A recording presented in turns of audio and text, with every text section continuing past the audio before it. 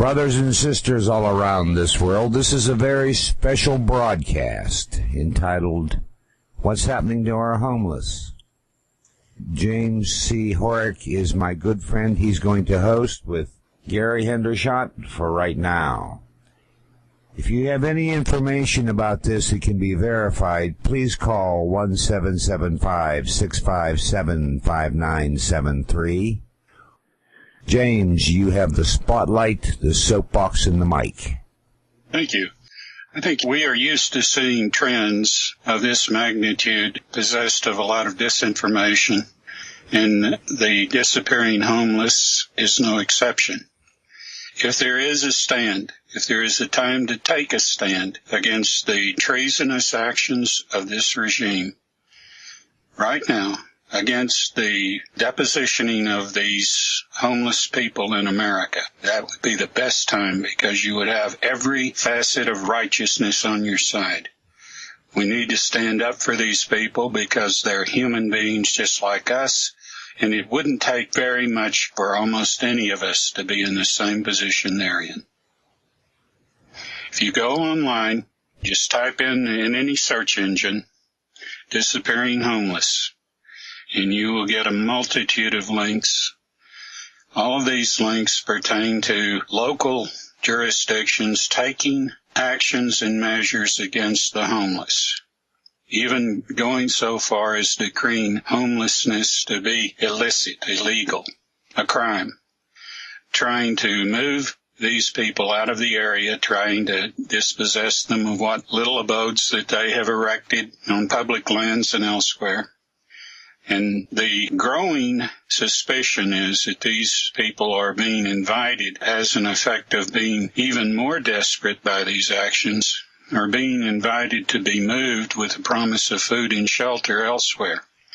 Now, trying to track down where these elsewheres are suggests that this might be the early stage of using FEMA camps, which is just another word for detention center for these people.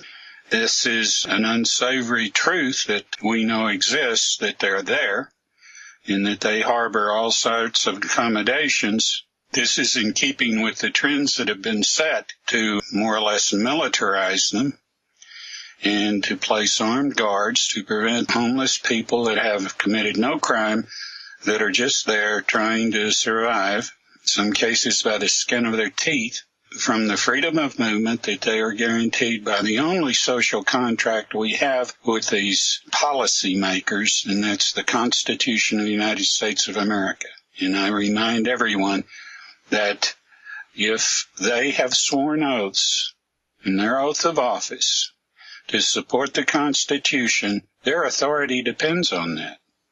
They abolish the tenets of the Constitution and the freedoms that we enjoy guaranteed by the Constitution. They have abolished their authority over us. And despite any erection that they make to the contrary, that's the absolute truth. Gary, do you have any idea about how to try to reach people for more and more information so that we might be able to verify some of these reports these links are giving us? Well, the problem is right now all we've really got is rumors, so what we're looking for is we're looking for confirmation. It's almost like we're looking for an Edward Snowden to come forward, some insider who, knows exactly what's going on. We're looking for that person to find their conscience and grow a pair and tell us what's really going on. I mean, right now, all we really know for sure is that certain municipalities, for example, it's real popular in Hawaii right now to buy a homeless person a ticket back to the mainland and wash your hands of them. Good for Hawaii. They have your one-time fee and they're rid of the problem. They put it on somebody else.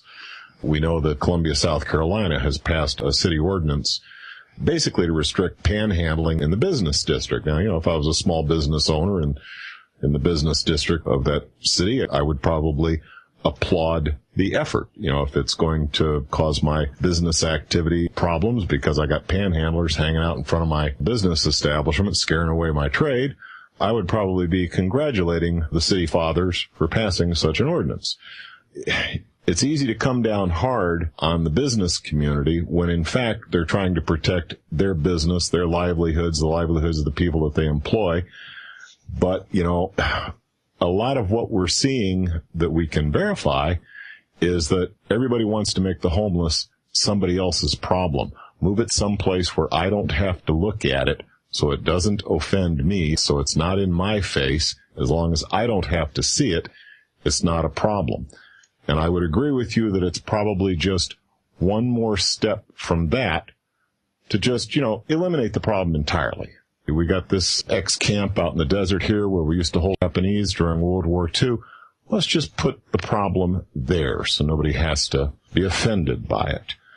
Anyway, that's my take on it right now. Right now, we have no definite information that there's any skullduggery going on here. It's just simply a matter of municipalities wanting to move the problem to someplace where they can't see it. Well, then again, this is done under the veil of secrecy, or we'd know more about it. And any time that in the past, when there have been dislocations of people, whether it was in post-revolution Russia, whether it was under the Third Reich of Germany before World War II, this sort of activity, when practiced in secret and when local policy submits to it, has always led to some form of genocide. This may not be any exception. One of the things that smacks of my worst suspicions, that bolsters my worst suspicions, is that there are towns, municipalities, where laws are being enacted to make it a crime to feed the homeless. This is outrageous. And this would operate to make these people even more desperate and even more willing to be shuffled around to who knows where, and potentially a FEMA death camp. Let's say it. Let's say that these camps have a reason to be buying $1.5 billion hollow point bullets.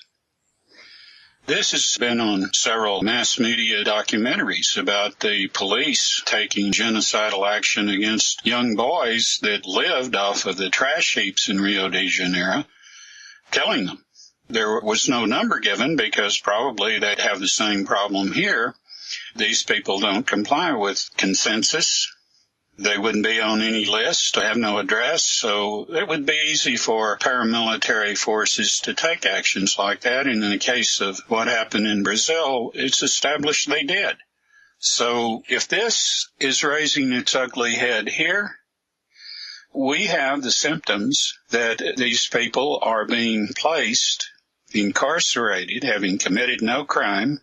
And this would be an excellent prelude for Agenda 21 and the New World Order's professed intent towards depopulation. This would be the weakest group, the group that they could use experimentally to grease the wheels of these FEMA camps that they intend to dispose of human beings in and get away with it. So if that is what's going on, we need to get to the bottom of it. And any information that we can get to verify this one way or the other. Of course, we'd all rather believe that this was not a resort to genocide in the making, but I'm not so sure it isn't. The administration, our government officials, as they like to be called nowadays. I'm old enough to remember when they used to be considered public servants, so I still choke on the words a little bit. Yes. But our government officials are patting themselves on the back because statistically, the homeless count in the United States is down about 150,000. Just before Obama's last election, I think about 2005-ish or so, there were statistics pulled, and there was about 750,000 homeless. At least there were 750,000 that they could count. Now, they're patting themselves on the back because, there's only 600 and some thousand, and they consider that to be a major victory. Now, their explanation is that all these new progressive programs where they got the Section 8 vouchers and the food stamps and all the various government programs are providing the safety net that's getting these people at least into a reasonably comfortable abode where they can live safely and comfortably. And they're just absolutely patting themselves on the back over this. Now, it does seem to be Democrat, Republican. I mean, I'm not a big fan of either of the political parties. As far as I'm concerned, it's a choice between poo-poo and doo-doo. But it does seem to be that the homeless all stream out of the woodwork when a Republican comes into office, but they're all neat and tidy and comfortable when we have a Democratic administration. Now, I don't know the facts in this. I read the material that's published on both sides, and of course, anything that's published by my government, I am immediately suspicious of, but I'm still looking for some evidence, some little hint of evidence that there's some skullduggery going on here. So far, we've got no confirmed reports that these people are being rounded up and put into camps. We've got no confirmed evidence that they're being let out into the desert and just left there to be found 1,000 years from now by archaeologists who are going to wonder why the heck these people all seem to die of malnutrition out in the middle of the desert. We're not finding evidence of that. And I'm just wondering, am I missing it? Am I not seeing it? Or is it there and I'm just too blind to see? Well, we have the people disappearing. That's a fact. That's been going on for a long time. Yeah, but we're talking about 200,000 people. That is epidemic loss. And there's got to be an explanation for it. And that there is not an explanation proffered by anyone is what sticks in my craw, as well as the desperation that's being forced on these people illegally. We have pundits coming straight from think tanks in this country that have published for the last 30 years what a wonderful thing depopulation would be. Not just the United States, but worldwide.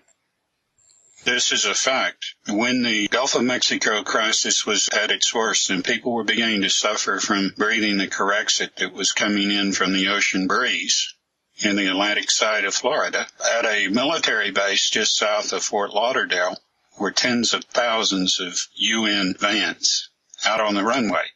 You could use Earthlink or Google Earth and see them. So we started talking about a false flag and that this would be an impetus and a ruse for gathering people up for their own good and hauling them off to these camps. Well, it's definitely an information blackout. We have all these people that are missing, that are disappearing. We have homeless that are being moved around the country, and no one's able to determine exactly where they're being moved to, but we know they're being moved. We have reports of them being put in camps that are guarded. We have all kinds of reports that are coming in, and we know that FEMA has been storing weapons and guns and these hollow cavity bullets that have no tactical use. They're for killing people that are unarmed at close range. They will not penetrate a vest. So what are they storing 1.5 billion of these bullets for? This is a question that nobody's answering. And, of course, we know what's going on. They're requisitioning this. At first, I thought it might be just to keep patriots from being able to buy ammo. But no, I don't think so anymore. And it's not just FEMA, but it's other agencies of the government, too. Agencies of the government that have never armed their people before. So something is in the wind. We have more and more discussions and even a bill before Congress that's tentative to what would happen if martial law was declared and every other word is classified. If it had any service for the public welfare, it would be guilty of being highly ineffectual. There are people that have been told that they would get trailers, that they would get housing in emergency situations, and FEMA's always the last people to pull up too late with trailers that they can't set up with one thing after another because that's not their intention. That's not their priority. Their priority is to set these camps up and administer them. These camps have barbed wire, razor wire, and they have guard towers. We have seen pictures of them. We know they're there. What are they there for if they're not detention camps? Many of the homeless are in that situation because of the deindustrialization of the formerly industrial nations like the United States and England, for instance. The jobs have gone with that. And what jobs that people can turn to and get in a pinch don't pay enough, don't give a living wage. So you have people that are on the verge of being homeless and might be working. And this, what about these people that have work but have no home? Are they going to fall in between the cracks the same way these others are doing? This is outrageous. You can look at any number of ways, but there's no good way that you can find to look at this, because these people are not being given any guarantees that they're going to improve their situation by being shuffled around. In fact, it might lead to their demise. With all the vaccinations and different kinds of biological weapons and everything else that people are beginning to realize that our government and military have developed, you have to wonder how many of these flu epidemics are created just for purposes like this. What do you think, Gary? Well, I'm sort of taking it in. It's, I've probably got as conspiratorial a line of thinking as anybody out there. And to be honest with you, I've been in this fight since the 1960s. I mean, for crying out loud, I had a ponytail, a Harley, and I was burning my draft card back in 1969. Do you remember a report from Iron Mountain? Oh, yeah, I remember that. And I remember the Gulf of Tonkin incident. I remember thinking, if they launch those darn missiles from Cuba, I've got 90 seconds to try and kiss my butt goodbye. I mean, we lived through some crazy times. There were a lot of us back in those days who I'm sure would have qualified with the moniker of hobo or vagrant or whatever. I mean, I guess I was probably in that group for Were you 10 years. Oh, Were you a hippie? I was a little bit of a crazy-sided hippie, because most people today would have considered me a motorcycle gangster. They would not even bless me with the more benign term hippie. They would have considered me a Hell's Angel, although I was alone. I was a lone wolf. I wouldn't want to belong to a club that would have me as a member, so I didn't join any motorcycle gangs. But I was out there on the road. I'd sleep by the side of the highway, and I'd follow the Grateful Dead all over the country. I lived that lifestyle for about 10 years. I'd take work when I needed it, shunned work when I didn't need it. The idea of having a job always offended me, and still to this day offends me. My wife will tell you that I have been unemployed for 37 years. And you're a free spirit. Yes. And so, the idea of somebody being homeless because they don't have a job, I kind of scratch my head about that. But I understand there are folks out there, through no fault of their own, have fallen through the cracks. I feel particularly bad about the veterans. Yes. They put their butts on the line, whether you like the war they fought or not. In their mind, they were serving the country. They were doing the honorable thing. They put their butt on the line, thinking they were doing what was right for the nation. Whether you believe the war they fought was honorable or not, it doesn't matter. In their mind, they served their nation. They did the right thing. And we've tossed them on the trash heap. And I understand right now there's, 150,000 of those guys who are wandering the streets, with not enough to eat. Now, that doesn't mean, if I'm the guy who owns the local chicken joint, that doesn't mean I want them standing out in front of my chicken joint panhandling. Now, if they come to the back door and knock on it and say, hey, man, I ain't eating in a couple of days, I guarantee you I've got some chicken for them, okay? Unless the police arrested you for feeding them. Well, the police don't have to know, okay? I mean, a law like that is illegal. Sure is. A law like that is illegal. You cannot pass a law that tells me I can't help somebody out if I so choose. You should not pass a law that says I have to help somebody. How many of these social laws have been put into action and enforced that are unconstitutional, hence illegal?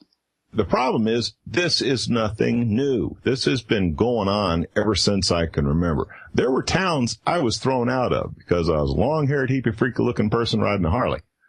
And we just don't care for your kind around here, boy. Hit the road. Okay? I mean, I heard that a lot. And, I'd shrug my shoulders, I'd hop on my motorcycle, and I'd go to the next town. I'd find a job washing dishes or whatever, get enough money to buy my gasoline, and I'd be on my way. This is nothing new. There's always been that Sheriff Buford T. Justice who wasn't going to have your kind in his town. Mm-hmm. And that has always It's becoming endemic, and it's becoming approved by these mayors and councilmen in municipalities all across the country who decided that these people need to be rounded up and moved out of their jurisdiction. They don't care how it's done. They don't care where these people go. They don't care what fate befalls them. That's criminal. What is the proper solution? It's got to satisfy all the constituencies. You've got your small businessman who doesn't want this guy standing out in front of his business panhandling. Okay, that to the small businessman is offensive. All right, so we've got to satisfy that constituency. The guy doing the panhandling just wants a meal for the day. He'd like to have a safe, clean, comfortable place to sleep at night. How do we solve this problem without raping and pillaging yet more from the middle class who can't afford it? It's not that the problem isn't without a solution. It's that everything that has been dealt these people is to make it worse for them. I can remember here in Fort Worth, where I live, that there was low-cost rental property, apartments downtown. And these people could get together and they could have an apartment and could afford it. They could find odd jobs. They might get an apartment for $40 a month. Because it was there. These buildings were there. There wasn't any other use for them. The landlords came in. It was possible to get by and not be homeless. They tore them all down. What did they replace them with? Well, one of the things here in town they replaced it with was a bodacious water garden. Fort Worth is famous for this water garden that recently killed a whole family of black people because of the poor way that's administered. That put these people in a homeless situation. When this happened, the city said, well, we've got these low-cost dwellings over here on this corner of the downtown area, and they convinced everyone that there was ample housing. No, there wasn't. And today, they've torn that down and put up $250,000 townhouses. So you keep creating the situation that leads to making it worse, creating more homeless, putting more people out on the streets, not because they're not willing to work, or maybe not even because they don't have jobs. They just don't have jobs that pay enough that they can afford a roof over their heads or find one.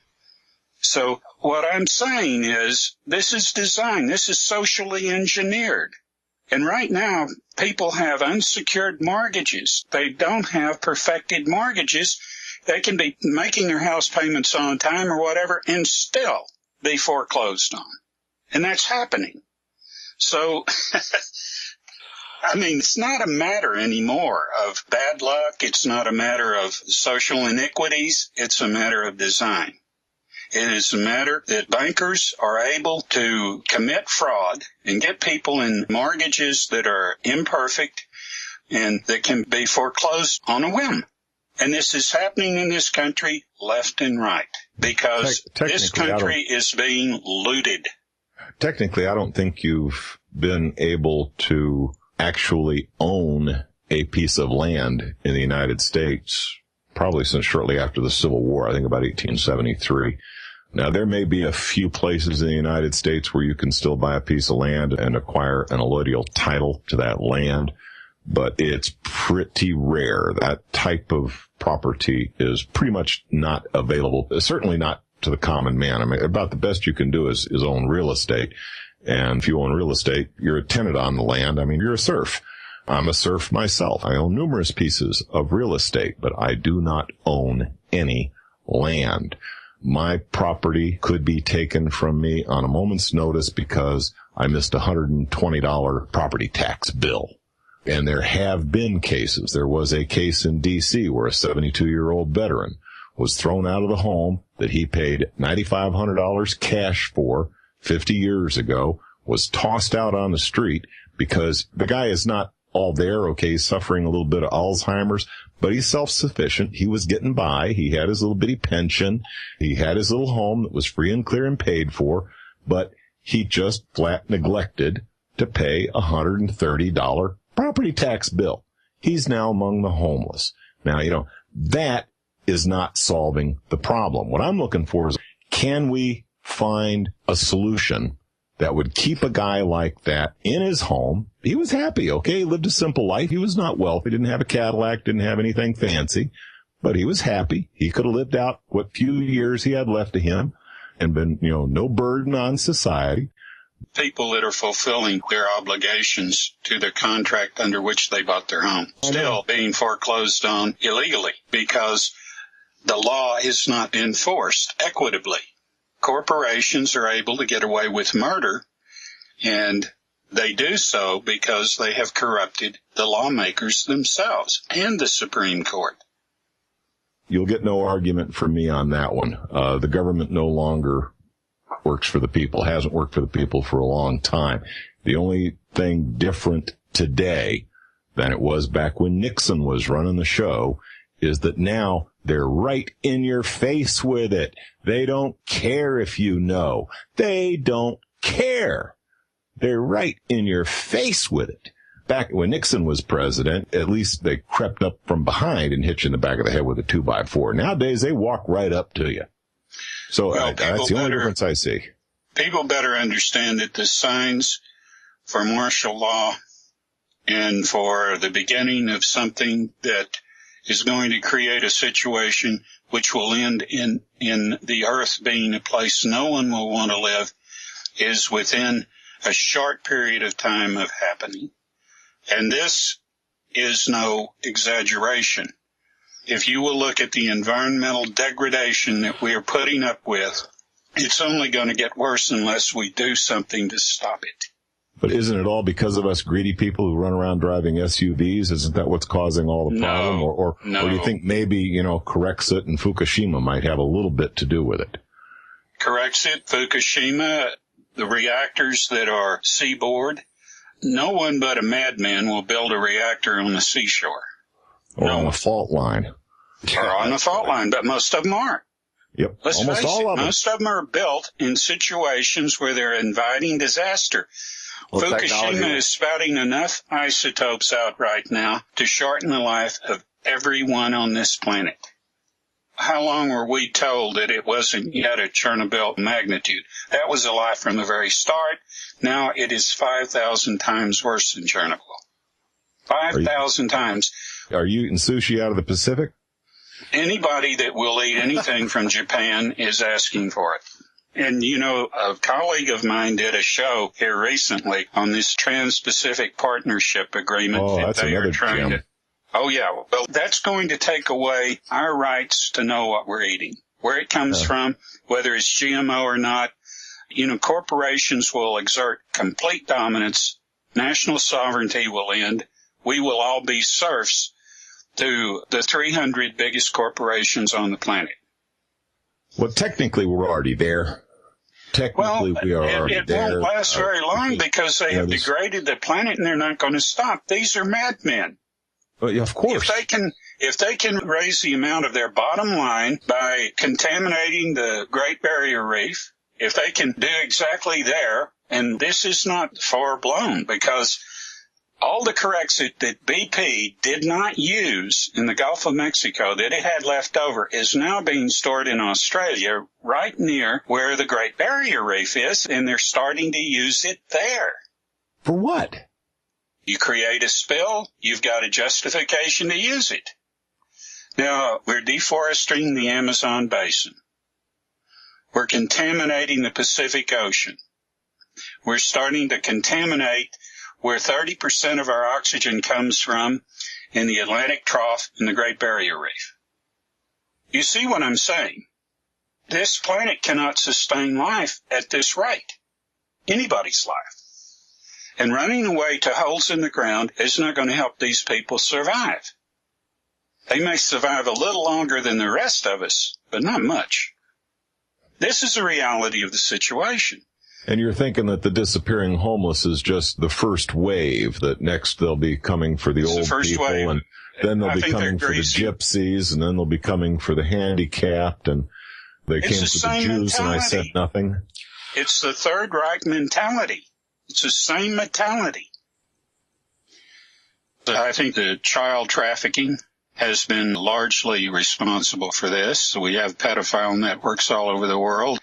If you don't believe me, read what you can find out on what happened in Belgium, the Belgium X-Files. Go online, see for yourself how these networks, which provide the elite with children for their pedophile tastes, This is encouraged. This is the ultimate perversion, the luxury that is afforded people that want to have this kind of indulgence, sick people. But that's the kind of people that are into policy making for the world right now. I mean, there's no secret about it. There was a time when the FBI would come out and just absolutely deny that these things existed. They don't anymore.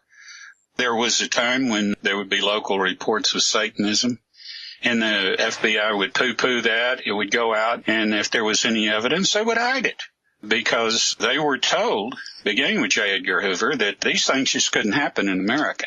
So if they couldn't happen, they didn't happen, no matter what the evidence to the contrary was. And today we know that this is practiced. There are people that have come out of the Illuminati and talked about how in the Illuminati they worship Lucifer. They have a coming-of-age ceremony in a vault below the Vatican that is monstrous, where they disembowel a 4 or 5-year-old. These things are online. People can find out for themselves. This one person that came forward from the Illuminati was a programmer, a key programmer in the Illuminati. They program each other.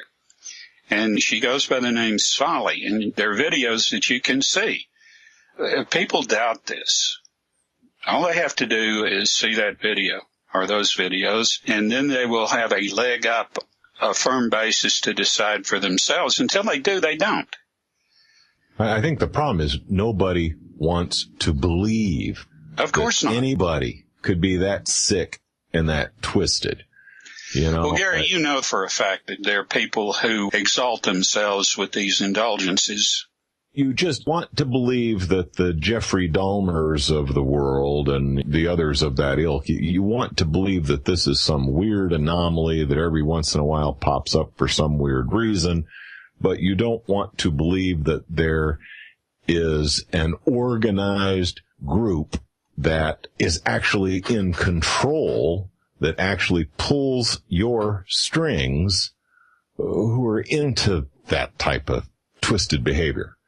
You know, you know, but the problem is, I think it's cognitive imbalance. You know, you just can't get your head wrapped around the fact that the people who are in control of the world are that sick. You know, they're a little twisted, because it seems like power attracts somewhat twisted people. You know, we see it in our politicians. You know, they're a bunch of inbred scum. You remember what they call that ceremony that they practice at Bohemia Grove? Oh, the assassination of care or something. I can't remember. Yes. In other words, the denuding of compassion. But you want to think that's like the secret club handshake, or the Catholics worship idols, according to the Protestants. You want to think it's just a harmless tongue-in-cheek silliness, you know. I've also heard rumors that, you know, guys like Henry Kissinger dance around naked. I don't want to see that. I don't want to know that happens. You know, I don't want that. You wouldn't pay the dues to see that. No, right? I do not want that image in my head. You know, put some clothes on, Henry. Come on. He's not very attractive with clothes on. No. I put a bag over his head, for crying out loud. But, you know, I think average Joe out there, you know, they know something's wrong. They sense it. Yes. Okay, nobody's stupid. I get a little annoyed when people refer to my neighbors as sheep and consider them stupid or asleep or whatever. No. They know something's going on. They don't like it. It smells bad. They know it smells bad. They can't quite put their finger on exactly what it is, but they know something's wrong. The problem is they got kids in college. They got a mortgage to pay. They got a job they're going to every day. Right now, they're hanging on by the skin of their teeth. They don't want to rock the boat. They don't want to cause any waves. My European friends, I have viewers that watch my alternative energy show from all over the world. And many times I get emails from them saying, when are you guys going to get off your ass? You know, the whole world is looking to the United States. You know, you guys are supposed to be the rabble rouser. You guys are supposed to change things. You know, we're looking to you to be the leaders. And I got to tell them, we're running in quiet desperation here. Average Joe is so overwhelmed with all the assaults that are coming at him from so many different directions, and he's just barely hanging on. There, but for the grace of God, I could be that homeless guy on the street. They're just flat afraid to rock the boat. Now, the fact is, at this stage in the game, they don't have a whole lot left to lose. Exactly. So it's only going to take just a little bit more, That's when the human animal becomes dangerous, isn't it? You betcha. When you no longer have anything left to lose, and you no longer fear your own demise, you become one dangerous SOB. And there's an awful lot of people who are getting very close to that mark at this point. I wouldn't be a bit surprised if this Obamacare doesn't throw a lot of us over that edge. Well, if anybody will stop and read that thing, and of course it's 20-some-odd thousand pages, but if they will go through it, do a cursory study of it, it'll raise the hair on the back of the necks. I remember a movie, Soylent Green. Oh, yeah. Charlton Heston. Obamacare. And Edward G. Robinson. I think that's one of Edward G. Robinson's I think it's one of his last. Before he died. Yeah, last movies. And great old character actor. Played a hell of a mobster. He did with James Cagney. Yeah. You're about as old as me. I may have you by a few. Well, you sound like you might be about 60. Is that about right? Yeah, I'm cruising in towards mid-60s, yeah. Well, I'm your senior, so show some respect. All righty. I'll show some respect. I went in the Navy during the Cuban crisis. And, okay, so you weren't in the Spanish-American War, but you did. No, I wasn't in the Spanish guy. I don't think any of those guys are around kicking. If they are, I'd like to talk. Well, I fought the war in Vietnam on the streets of Washington, D.C., trying to drag your ass back home from a war that you never should have been involved in. I respect the fact you performed your duty, but, I was fighting that war, getting beat and pepper gassed on the streets of D.C. I went in 63, and I was out in 65. And I was very active against the war. I was working, doing precinct work and canvassing for the Democrat Party there in Michigan when I was going to Michigan State University. And I came across so many instances of soldiers that were involved in that war, and they were going in for second and third duty. And I talked to them, and I had petitions at the time. And I would come up to the house and start talking to them, and they would introduce themselves. You don't want to talk to me. I just got back from Vietnam, and I was in 2 My Lais in one day. And I said, well, you went in and you killed every man, woman, and child? And they said, yes. And we think Cali is getting a bad deal, a bum rap. I'd sit down and talk with them. And before I left, they and their mother and father all signed my petitions against the war, against the bombing of Laos and Cambodia, hands down. And I went to a concert on campus, and everybody that was near my age, I'd go up, are you a vet? Are you this? Are you that? Combat vet. So they'd sign these petitions, and I wasn't a combat vet, so I started Viet Vets Against the War. I turned this over to some people in Detroit, and they went on with my petitions, and it got off the ground.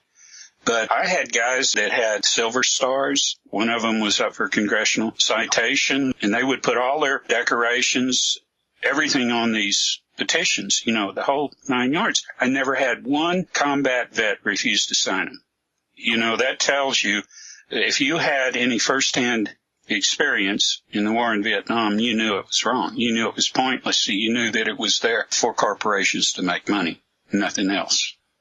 Dave's telling me we're going to take a break. Is that right, Dave? I would appreciate it. A lot of people would like to make their yellow eyes white. I want to get a fresh cup of coffee. Amen. 5 minutes? Just about, because I got One Republic Come Home queued up.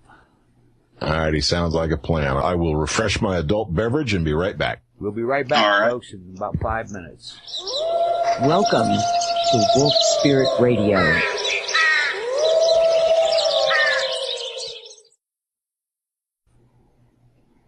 Well, we're back, and before we were leaving, we were addressing Gary. Gary, do you have some more remarks about the 60s? Where is Gary? Rob, do you remember the 60s? I do. He was refilling his adult drink. Oh, all right. Yeah, I remember so well. I was in there were several things that were the high points of the 60s. One of them was the Kent State Massacre. And what the media made of it, which wasn't truthful, because it was very explosive. It was the first time the National Guard had ever gone on a campus in this country with loaded guns. And all the students that were killed at a range of over 200 yards. That's sniper aim. Yeah, I don't think that you can throw a bag of doo-doo 200 yards. But they told everybody that these students were throwing bags of doo-doo, and that's why they were just defending themselves from bags of doo-doo. Well, I remember those days, and I talked to some of the, when I lived in Ohio, I talked to some of the people that were witnesses. And I went up to Silver Lake, which is a little community not far from Akron. And there were 2 or 3 people there that had been there when that happened. And they said most of those kids that were killed weren't even participating in any demonstration. I saw that, too, in several articles that you can no longer find. But when I stop and think about my own personal experiences in the service, and I am proud, actually, that I did the service, but I am not happy with what I did while I was in the service. But then again, the people I killed does not rest on my head and my hands. And it took me a long time to understand that. Well, it's a strange thing that happens when people are in combat. There have been some good movies made about this and what happens, but it's a dehumanizing experience for anybody. You don't think that it is. Now, I am told that the first time anybody kills another human being, they have a gut-level reaction. It's traumatic, and they should. You know, that's funny. I was 14 when I killed my first human being. And it didn't bother me because the godfather handed a shotgun to my father and said, "Tom, it's your turn." My dad just looked at him. I took the shotgun and blew the guy's head off. I said, "That's how you do it, Dad." And it has never bothered me. Were you prepared for that sort of thing?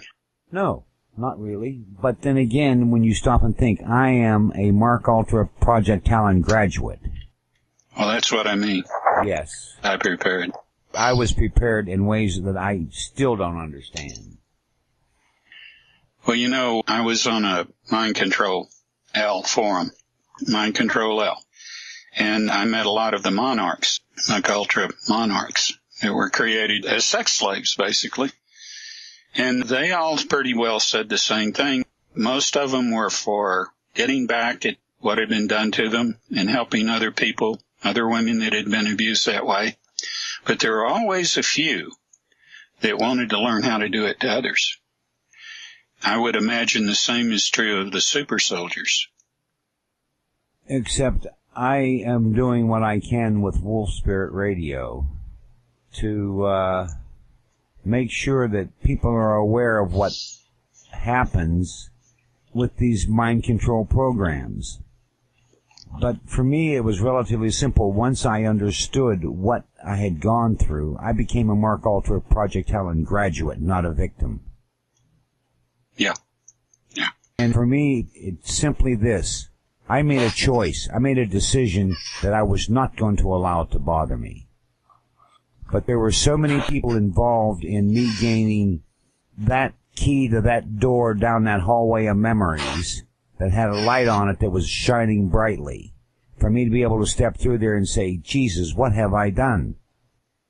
Did you feel like you were a victim too? Not really, because when my youngest son was 12 years old, he and I were fishing in the middle of Lake Strawberry up in Northern California. He looked at me as we were rowing back in because he had a stringer full of fish and I had none, which is not unusual.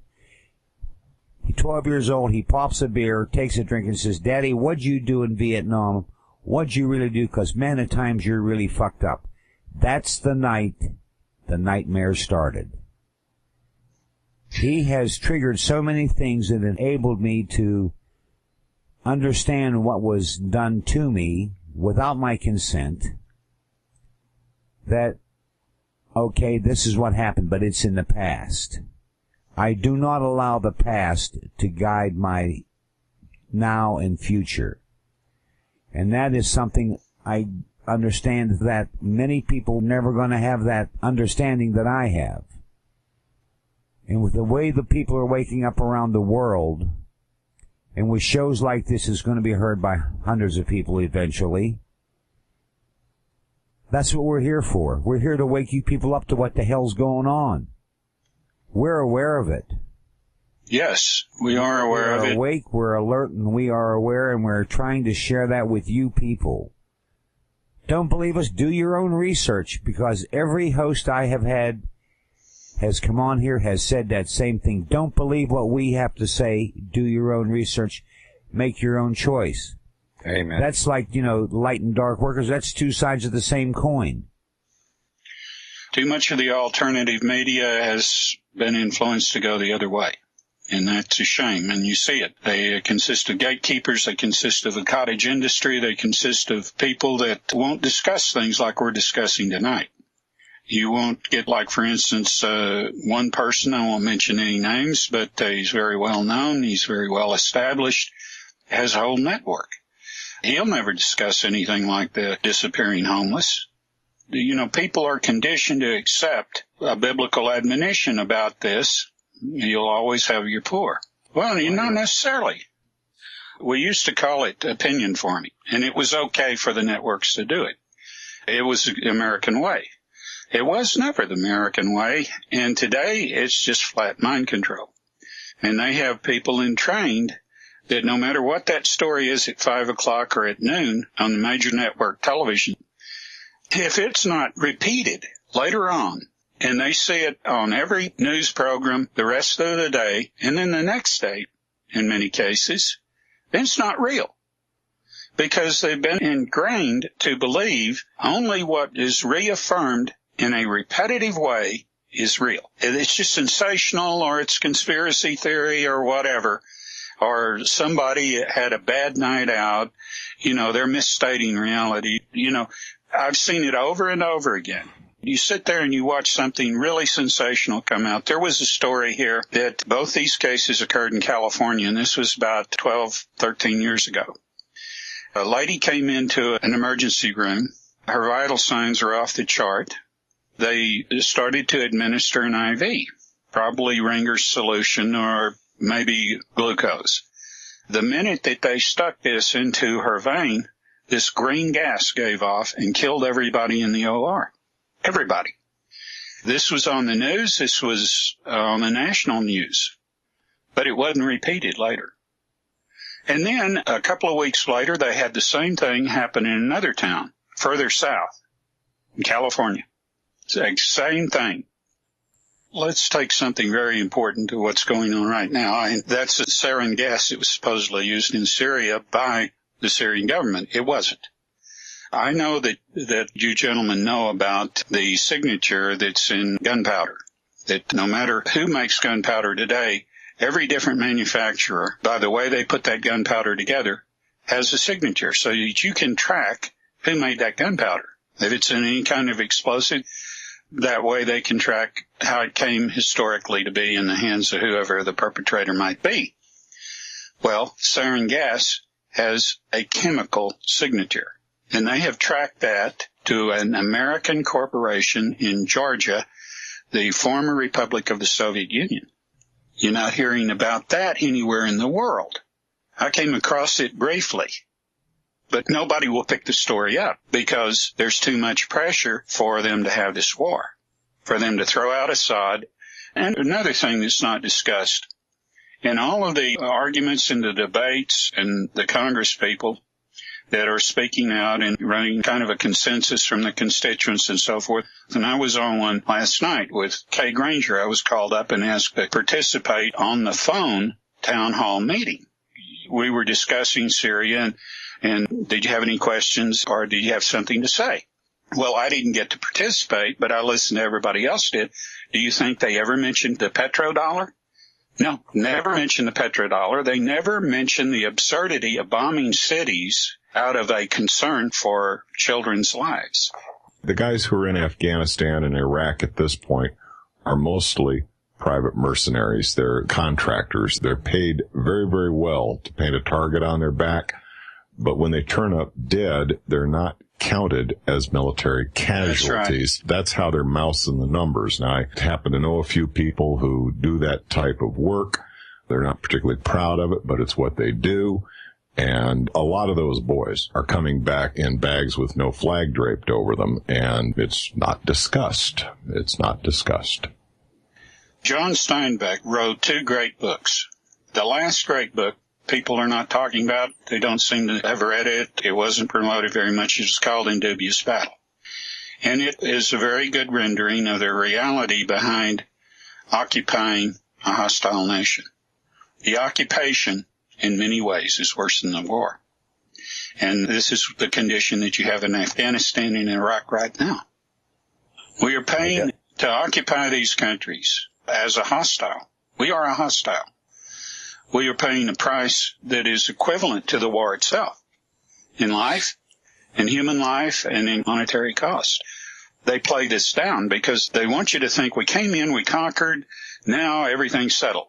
Well, we know that's not true. I mean, every American should know that's not true, but they don't have the slightest idea how great the cost really is, just like you were talking about, Gary. The spice from Afghanistan flows, so, that's all that's important. Yeah, darn those Talibanis, they weren't making sure that the Queen of England got her vig off the opium trade, but that's now back in full force. I understand that, heroin on the street is cheap enough anybody can afford it nowadays. So, that's progress. That is the American way.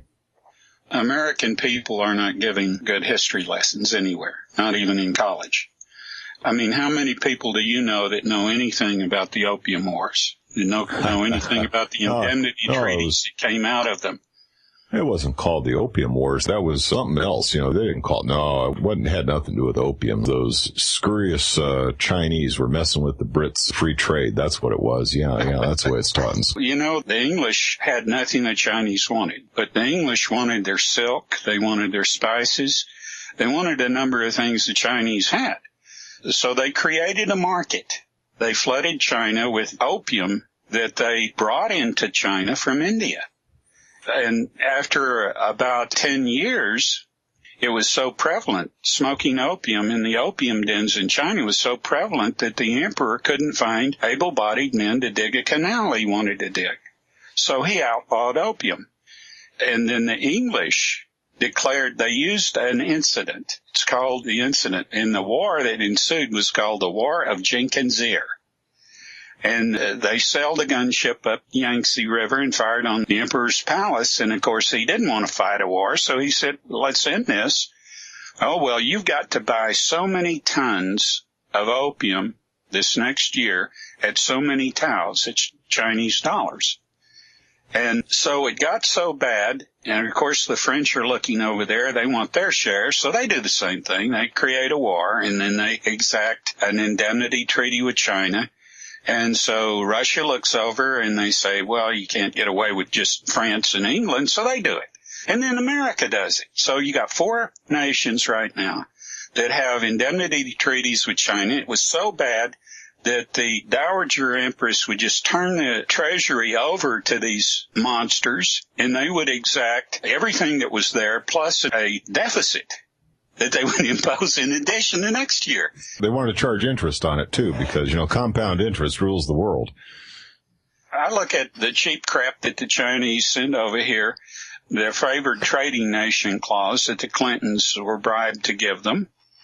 I look at that with mixed feelings because they're getting even with us, and that's in their mind. They don't forget a thing. They're small people, but they have an elephant's memory. By the same token, you and I are old enough to remember when all that cheap crap came from Japan. Don't you remember everything that came in a box of Cracker Jacks was made in Japan? It was a little bit better than the Chinese. At least they weren't selling this. Well, they weren't selling this poisoned airwigs. Well, yeah. They weren't selling this poisoned dog food and cat food. Melamine and the baby food and, Yeah. Yeah, well, okay. I'll give them that. But I like the Chinese. I mean, I think they're the oldest civilization on Earth. My God, they have had an interesting civilization that has been steady for 7,500 years. And there's a lot of color to it, and everyone that thinks that Genghis Khan was a monster ought to study him. Today, he is one emperor that they revere, and nobody's ever found his tomb or probably ever will, because where it might be, they won't let anybody in there. The largest pyramids in the world, and they think his tomb is in one of them. There are actually pyramids all over the world, but the ones in China are some of the most intriguing because, as far as I can tell, only a handful of them have ever been excavated. Most of them have been touched. It's said that only about 20% of what's in Egypt has actually been excavated, that there are cities under the sand that are waiting for the next couple generations to take a look at. So, we kind of think, Egypt's passé. We've seen everything there that could be seen. No, some of the satellite imagery from Egypt would have you believe that what's now the desert was once an urban center. Do you know what the Sahara Desert was called at the time of Alexander the Great? No, don't know. The Fertile Crescent. Wait a minute. I thought that was over on the other side. No, it's the Sahara Desert. And wasn't that the Tigris and Euphrates? I thought that was the Fertile Crescent. It is now. But I'll tell you, we have gotten off topic, and this happens to me all the time. You get me talking, and there's just so many interesting things going on out there. But, I would still like to see if this small group might have some suggestion on this homeless issue. I mean, if you were king of the United States, how would you solve the problem of the homeless? It is a problem. And keep in mind, you've got a number of constituencies that are stakeholders. I wouldn't want to be the guy with the chicken stand who's got homeless people hanging out in front of his chicken stand, panhandling, scaring away his business. I mean, put yourself in that guy's position. Okay? So he's going to go to the city commissioners and he's going to say, damn it, I want those homeless people removed from in front of my chicken joint. Well, this guy's a stakeholder in the city. He's a member of the small business community. The city fathers owe him a listen. They've got to consider him constituency. Now, obviously, you don't want to tread on the rights of the homeless person. I mean, that person technically is not doing anything illegal. So, how do you solve the problem so that the constituencies who are stakeholders feel like, nobody has gotten everything they wanted, but nobody has gotten totally trumped on? How do you make everybody reasonably satisfied with an accommodation? I can tell you that grabbing them all up and putting them in a FEMA camp, that don't fly with me. And if I find out that's really going on, I'm not only going to be pissed, but I may actually pay a visit to the nearest FEMA camp and set up a sign and just wait for them to try and do something to me. I've been known to do things like that. Well, Gary, there are answers. You just have to have people that are sincere to look for them. And, of course, no one solution is going to work every place. You have to understand that the economy, that particular place, the kind of production that's going on. First of all, I would stop depending on other nations for our cotton. What amazes me is that no one ever talks about one of the biggest mistakes that is made in this nation. We are the warmongers of the world right now, and yet we don't have a steel industry. Don't you find that to be a huge concern? And all of our electronics for our weaponry come from China, a potential adversary. Yeah, believe me, it does sometimes make my head spin. We are so ill-prepared to fight a war, as poorly prepared as we were for World War II. We're counting on our potential enemies for our war materials going into World War III. Okay, look, I'm no brain trust. I'm no rocket scientist, and I can do sarin and I can do rice in my kitchen. Okay, that's how easy those compounds are to produce. And napalm, oh, come on. Gasoline, just take gasoline and put soap in it. Well, actually, styrofoam works really good. The fact of the matter is, many of these materials that we're hyperventilating over, let's put it this way, the World War I class of chemical weapons are so easy that anybody who understands basic chemistry can do it. Now tell me that a dedicated jihadist couldn't put that stuff together. Come on, give me a break. Well, the industry is about big corporations making big bucks because there is no other industry other than the munitions industry, the war machine industry, that can make more money per capita per each worker than the defense industry. The only thing the United States makes, the only thing we export all around the world is trouble. It's been that way for about the last 25, 30 years. I don't like it. It embarrasses me, but I don't know what I can do to change it. It's like I say, I've been involved in this battle for an awful long time, and I'll probably be involved in it until the day I don't wake up in the morning. But I just don't have an easy solution. Unless everybody decided to maybe elect me king. Let me be king for the last 10 years of my life, and I'll fix it. This is no accident. This is a social engineering that is described and laid out in report from Iron Mountain. Deindustrialization of the industrial nations. That even went into global warming. It called it, in that day and time, the greenhouse effect. Do you remember? Yeah, I remember that. Yeah. For a while there, we were headed into an ice age, and all of a sudden we were going to cook. I don't know what the heck happened. Most geophysicists and geologists today will tell you we're on the verge of an ice age. They will tell you that. They will tell you openly that global warming is a myth. It's a lie. Well, all the economists for all the think tanks were led down the primrose path when they were told, well, all of this doesn't matter because we can prop up the American dollar through OMEC with the petrodollar by forcing all these countries in the Middle East to be paid for their oil with the American dollar. Well, that's why we're at war with Syria right now. That's why that's going on there, because Assad has declined to accept those conditions. So there was a pipeline that was going to deliver Iranian. From Qatar. Yeah, from Qatar. Yeah, that was a no-no. That would have competed with our friends in Israel. Let me tell you something about what happened to Japan. You know that Saddam Hussein was set up to invade Kuwait in order to try and get a port on the Gulf. Iraq did not have a port on the Persian Gulf. Once Kuwait had been part of Iraq, and they wanted at least to work out some kind of arrangement where Iraq could have a port. He was arguing with our ambassador at the time, Ambassador Gillespie, a lady. And she assured him that, well, maybe if you can settle this issue with Kuwait by whatever means, that would bring peace to the Middle East. So that's when he started amassing this military might on their border with Kuwait. He was encouraged by her, and there's a transcript of that conversation. So he goes in. Okay, now what could be the motive for trying to get Kuwait invaded by Saddam Hussein? What could be the motive? Well, a number of years before, Japan had contracted all of Kuwait's oil and was going to build refineries in Japan and refine oil for export. That's the biggest no-no in the world. Seven Sisters went ballistic because Standard Oil is supposed to control the refining of oil, period. So when Japan went to find tankers, they couldn't find anyone that leased some tankers. They don't have shipyards. They went to Ireland. They couldn't find anyone that would build them tankers. Suddenly, the Japanese yen fell from about, I think it was 125 to the dollar to like 225 to the dollar, and they had a banking collapse. You could probably remember it. Well, they waited 12 years and got even with Kuwait. And they set Saddam Hussein up for when they could engineer a war with Iraq, didn't they? It was all in their planning stage. This was designed much earlier than that. Well, I was reading in the Arab news about 6 months before Fukushima went that Japan again had contracted all of Kuwait's oil and was building the refineries in Vietnam.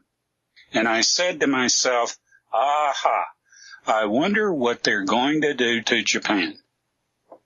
Well, I'm still not convinced that earthquake and tsunami were engineered.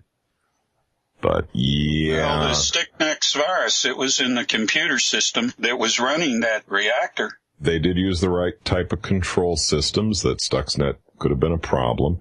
The design of the reactor was seriously flawed. Of course, we've got 27 that are of exactly the same design. Yeah, right? You know who built those reactors? Yeah, that's our friends at General Electric. Westinghouse.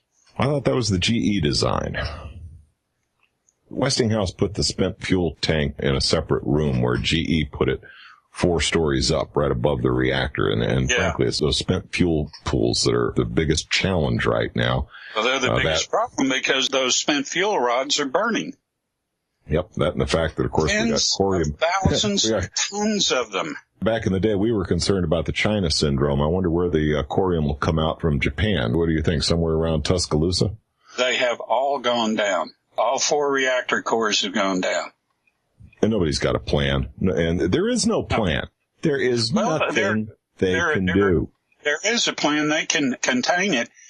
They could have contained it earlier. Now it would take an army. But at Chernobyl, I think they used thousands of military. But they were able to encompass that reactor core in graphite. It was a different type. Well, actually, it was a graphite reactor. Theirs was not the light water reactor type that the Japanese had. So they had that advantage. And it was also built on a bed of boron. So as primitive a reactor as that Chernobyl thing was, and it was a doggy reactor. You know that there was another reactor at the other end of the building. They continued to run it for another 12 years. Sure. We had 3 Mile Island back in the 70s. And when they shut the reactor number 2 down, they found the reactor core of that first reactor on top of the cooling tower of the second one. So you can imagine what those workers are being exposed to, but they were taking potassium iodide. So they survived. The Soviets had the second leading nuclear industry in the world, and they didn't have potassium iodide. The United States shipped it to them. But then again, when Fukushima went, all the pharmacies in the United States were told to take their potassium iodide off the shelves. I know I had trouble getting it for a little while. Well, about the only way you can get it is in legal solution, and I recommend everyone in the world to start taking potassium iodide. Legal solution will have 2 percentages. They'll have the free iodine percentage, and they will have the potassium iodide. You want the 4%, take the 4% potassium iodide, 2 drops of it every day in a glass of milk or in fruit juice, but take it every day. Every day. That'll saturate your thyroid so that the iodine 131 won't go in and kill it. And do this for your children. Your children are far more sensitive to it than you are. Do it. It is an act of survival and an act of love. The folks on the west coast of the United States are going to be really smacked pretty hard, and probably they already are. The incidence of thyroid. They're already getting it. They're already getting children it. Is sobering. The big plume is still coming. You know, we're still, I think 6 months from the major plume, and nobody's talking about it. Nobody's talking about it. And our friends in Europe, they think it's so far away for them, they're absolutely immune. Well, guess what? Radioactivity from Fukushima is already showing up in New Zealand. You know that the deadliest byproduct from fission is tritium. And just about 5 or 6 months ago, they discovered that the reactors at Fukushima were producing tritium. And it's going to the Pacific Ocean, of course. Tritium's got a fairly short half-life, though. I mean, we're only talking a 12-year half-life for tritium. You know, some of the stuff that's coming out of there, it'll still be glowing in the dark 4, 5, 6 generations from now. Well, it takes a smaller amount of tritium to kill you than any other isotope. So 12 years is an awful long time. And remember, that's half-life. This will contaminate a lake 3 parts per million. I'm not seeing anything about Fukushima coming out of mainstream news here. At least they're not comparing it with Chernobyl anymore, and they're not telling us it's all right. Before Dave blows us out of here, I do want to get something out there, you know. For those who think that the American spirit is dead, please guess again on the 11th, 12th, and 13th of October. We're going to have a very active group of truck drivers, the independent truck drivers in the United States, that are forming a protest. They're doing a drive on D.C. The intent is to shut Washington down for 3 days. We've just recently had, you know, they said it was going to be 2 million. It turned out it was only 800,000, but still 800,000 long-haired crazies on motorcycles drive through D.C. recently. I was part of a protest not too long ago in D.C. that was protesting against Obamacare. You know, our numbers in that protest were 2 million, and I never saw anything on mainstream news about it. But there were 2 million people marching on D.C. with not just no, but hell no Obamacare. So, you know, don't think that the American spirit is dead. It's not. We're out there yelling and screaming. The fact of the matter is, we're being ignored. And I tell you, it's starting to make me and a lot of other people downright angry. You know, we're supposed to have the right for redress of our government. It's supposed to be built into the Constitution. This is our right. The government is supposed to serve us. And if enough of us get together and yell and scream, the government's supposed to take action. Well, their only action has been to ignore us. according to some spurious executive order that is secret or whatever, I'm sure. Now, I don't know for certain, but it'd be a good guess that we're committing terrorism right now. I have no doubt. You know what? Every time I get a chance, I like to acknowledge the NSA by telling them what to do with themselves. I'm sure my handler over at the CIA really appreciated that because, he wanted you to plug his three-lettered boys. And the guys in a black Suburban who park every night outside the front of my house that I take the donuts with the pink sprinkles and the coffee to. Well, I pity the people in Australia who bought them because that's their main installation there. I pity them because they were sold a bill of goods by their corrupt government to let those people install their big ear. And now they've got this thing in Utah, which they call Mr. Computer, and it's up and running. And it's supposed to be dosed with artificial intelligence, and it's going to be the super collector and coordinator and refiner and everything else of all this data that's coming in from everywhere else. And I remember a movie, The Forbin Project, and later they kind of redid it. I think they called it War Games with a young Matthew Broderick. But yeah, when the computers become too smart for their own britches, it's time to pull the plug. They have applications of computer technology that you won't hear about for another couple of years, if you do then. But they can interface the computer with the human mind. Yes, some experiments are going on in that area, but it's not. No, they have it now, and it's easier than you think.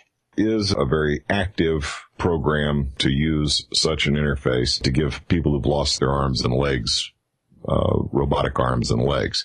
Now, if a technology was produced to do that, a lot of us would be standing up and cheering. We would say, oh, what a marvel of technology. The problem is the Terminator robot is not very far behind. The two technologies are joined at the hip. We may indeed very soon within our lifetimes be able to give people back their arms and their legs with using robotic technology with this mind-computer link that's being discussed. That's very real. It's not science fiction. It's very real. It's still in its infancy. They still got a ways to go as far as I know. They may have perfected it. I don't claim to be on the inside, know all the ins and outs, but that is the pitch that they're giving the people about where they're going with this technology.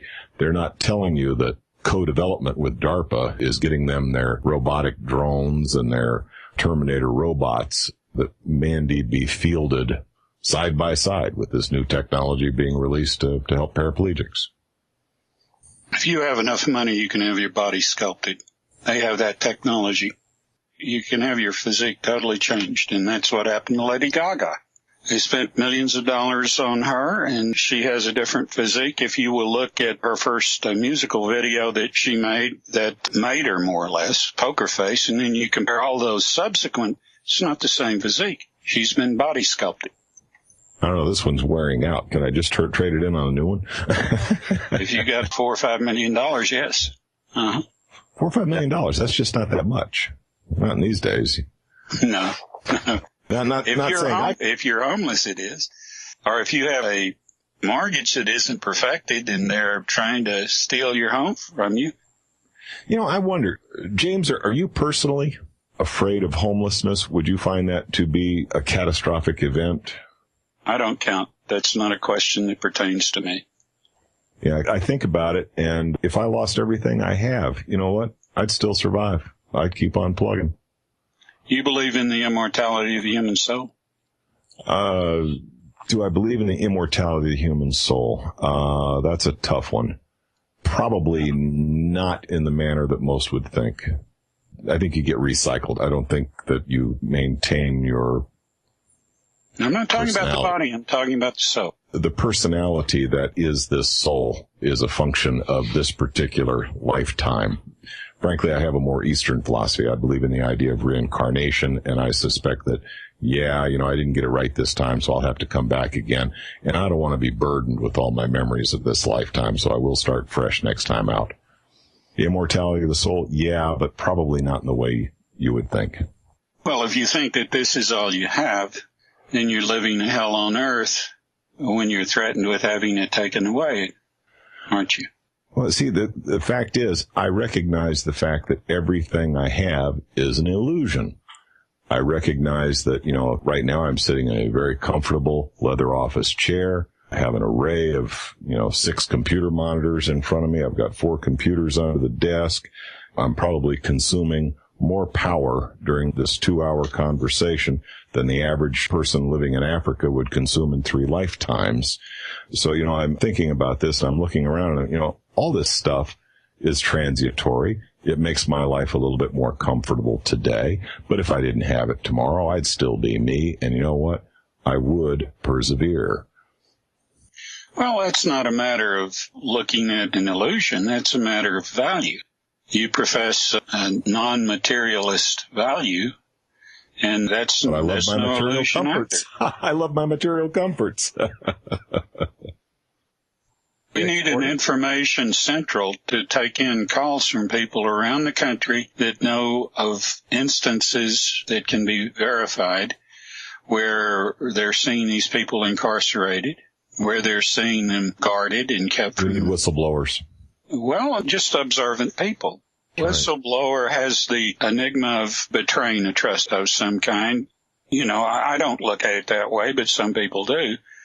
And these people are just asked to be observant and do what they can legally to check this out and come up with as much of a validation for what they're seeing and how it plays into what we're talking about. Take Obama's Peace Prize from him and give it to that guy Snowden.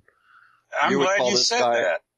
They're trying to discredit him because they don't appreciate the fact that when he came out, he grabbed everything, all the files, everything that he could. He also grabbed this information that they use on their own people.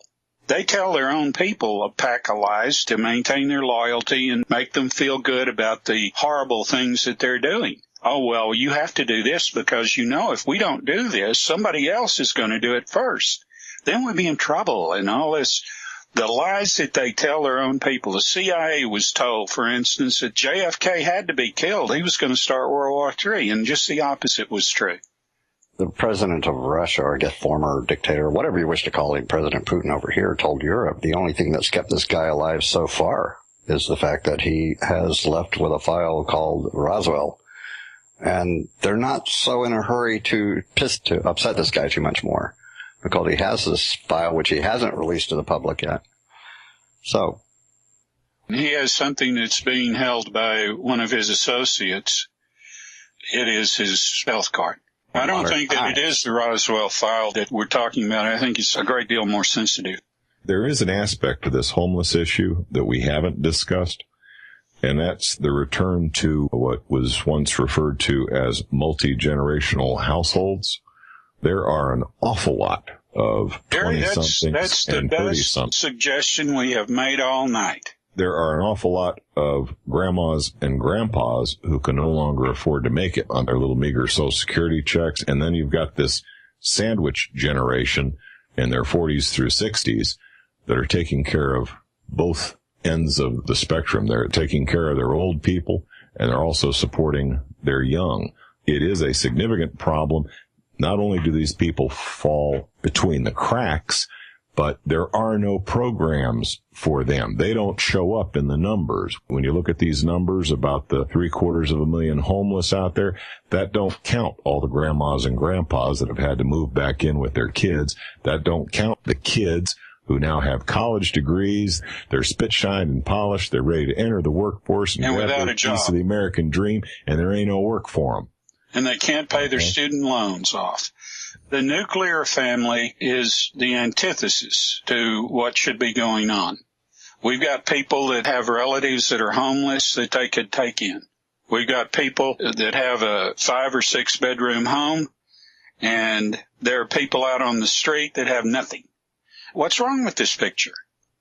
We need to really change a number of things about ourselves. Our values are deplorable. The materialism has gone full circle, and it has robbed us of our basic humanity. Now we're paying the price for the status seeking, for all the things that we've wasted money and gone in debt to have, which mean nothing. Which mean absolutely nothing. And how are we going to feel when we do learn that these people are being put in the ground when we could have done something to stop it. We could have done something to help them. We could have found out the truth and told others and got a movement going ourselves like these truckers. That's the answer. Well, maybe we ought to get behind the truckers. They're well organized. They're angry. And you know what? Most of all, they're needed. Those truckers are needed.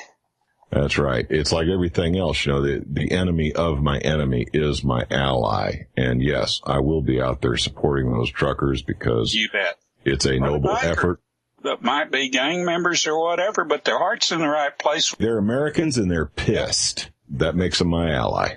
We have run past midnight. I'm kind of surprised Dave hasn't already kicked us off the air. Why would I kick off guys that are creating the most incredible show we have ever had on Wolf Spirit Radio? Well, I'll tell you, we've sure covered a lot of ground. Now, what I want to know is, have we saved any whales and fed any hungry? Yeah. Well, I hope we've made people more concerned about helping the homeless. I really do, and I hope that we have made a start to create a network for information coming through about what's going on. I have very humble expectations. I hope we got one couch potato off the couch and out there angry, supporting the truckers or the bikers or whichever issue they want to take ownership of. Pick an issue. There's plenty of them out there, and no one person can handle them all. No. I think that really this is a line we should draw in the sand, too. Kind of like China and Russia have drawn a line in the sand over Syria. If they are to keep a presence in the Middle East that they have a right to, they have to draw a line in the sand somewhere, don't they? Well, we need to draw a line in the sand here. This must not go forward. This disenfranchising, so completely disenfranchising a segment of the American public, this must not go forward, must not be allowed. Because if we don't draw a line in the sand somewhere, we're going to be there too. What do they call us? Unless you're in a very, very small minority of people, the elite call us, and I'm proud to be one, a useless eater. I more or less resemble that remark. Me too. There are a lot of people that don't think that they're in that category, but they are. There are millionaires that don't think they're in that category, but they are. The ones I just kind of shake my head at are the youngsters I know who've basically gone to work for the Department of Homeland Security, because those are about the only jobs you can get nowadays. You know, I do live right outside of Washington, D.C. Unless you're a crazy cowboy like me who does the rodeo circuit, your only real choice, and I'm kidding, I'm not a rodeo clown, but I do have an Obama mask. But, you know, but about the only work around here is either working for a government contractor or going to work for the government, and basically you're part of the machine. And they honestly think that they're part of the in crowd and that they're not going to be tossed away. The interesting thing is they know it's coming down. They're not stupid. These young kids are not stupid. They're not sheep. They're not asleep. They know what's going on. If they had their way, after it was all said and done and they depopulated the earth of the 95% of us that they intend, and they've stated this over and over again, it's been kicked around in their periodicals of CFR and the Trilateral Commission now for 40 years that I know about. Oh, yeah, but when they're talking about that, they're just talking about all them black people over in Africa and all them brown people over there. You know, they never actually came right out and said, hey, Whitey, guess what? Well, you know, one of the things that you find in the mass media every once in a while, you'll find some truth. And there was a documentary that I watched about these pharmaceuticals that were being shipped to Africa and ending up on the black market. Even Doctors Without Borders, which is a very fine organization, couldn't get the antibiotics that they needed or the ophthalmic solution that they can cure an eye disease that'll lead to blindness if it isn't treated. They couldn't even get these drugs over in Africa, and they had to resort to the black market. Well, they were finding out that these drugs that were turning up on the black market had the lot numbers. They were packaged by the pharmaceutical companies and sent to Africa, and they were different.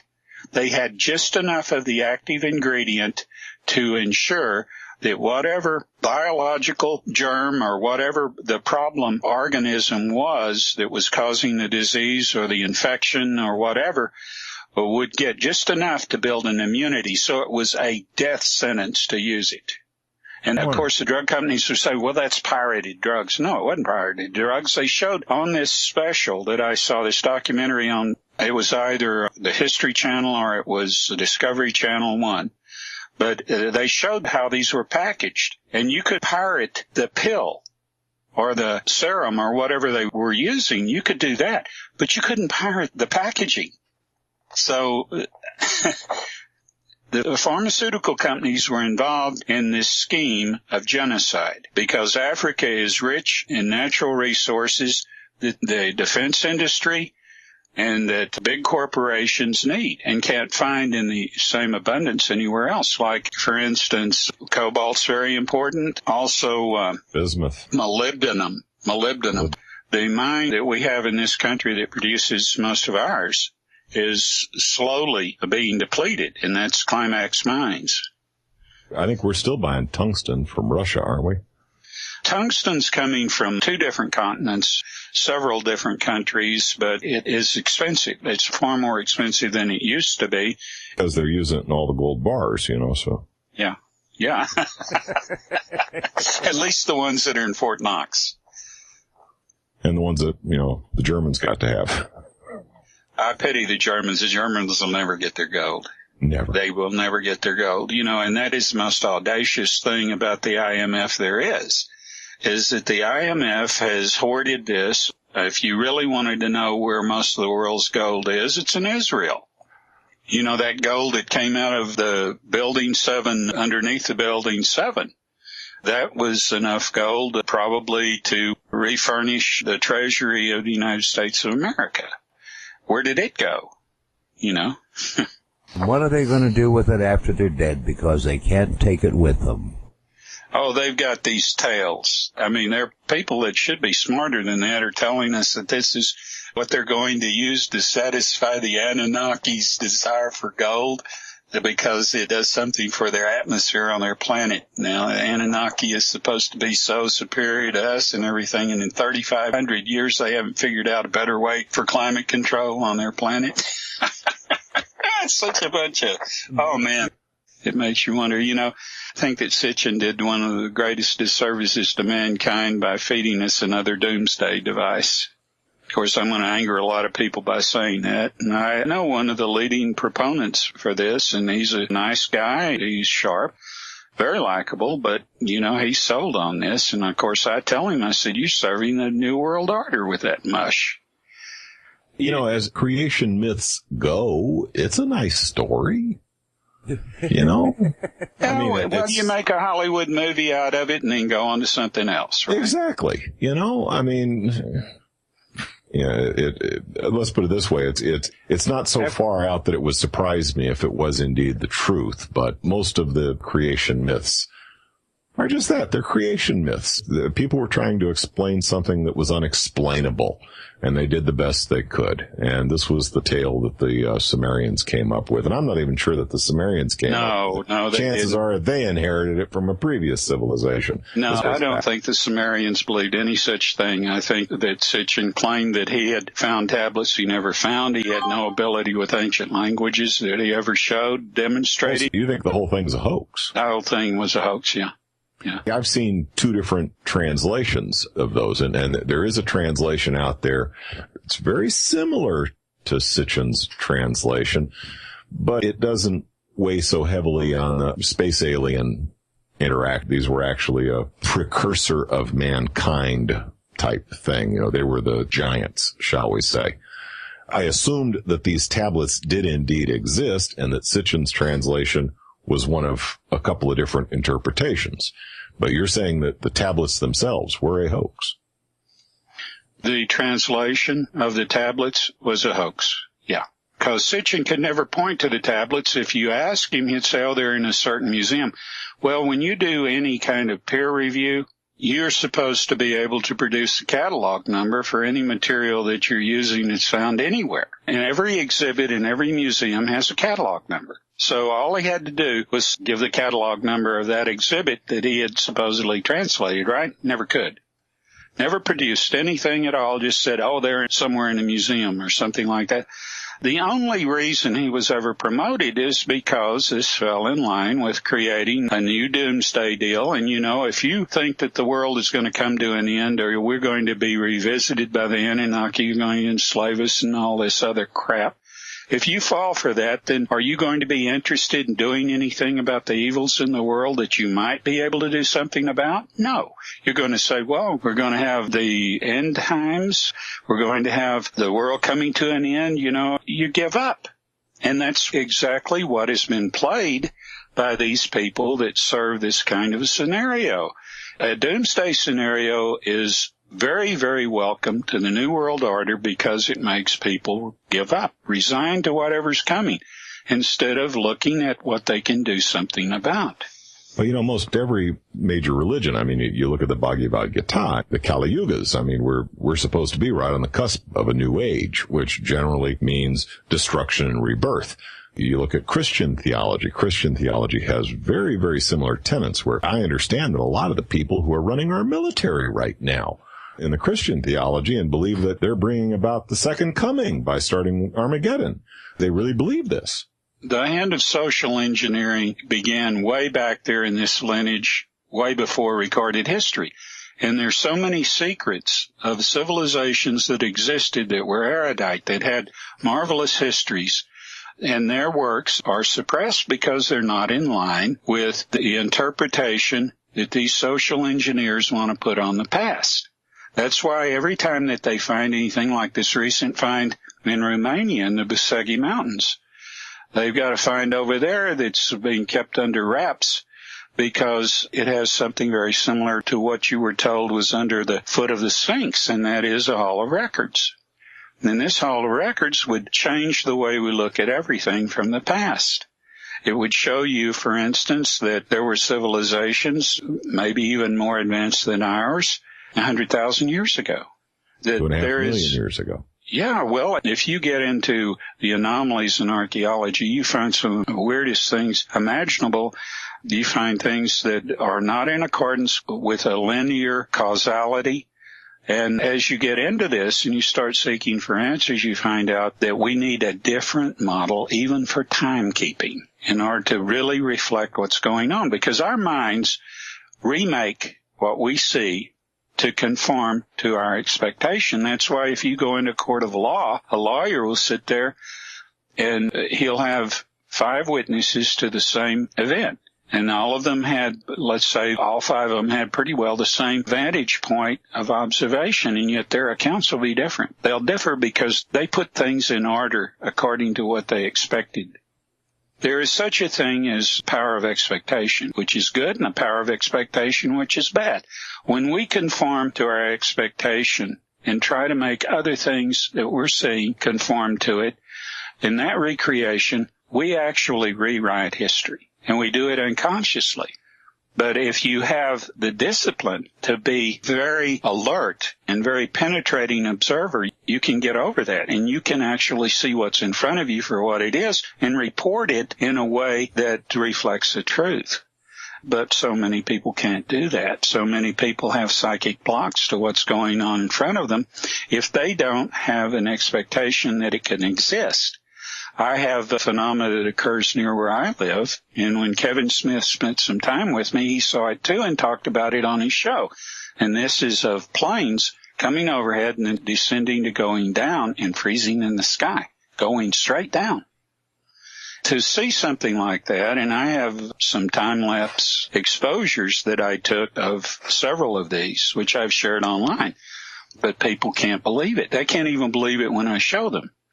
But now, if they're here when this happens, in most cases, I have to describe it for them first before they can see through their own psychic block, because they're not prepared to see something like that for what it is.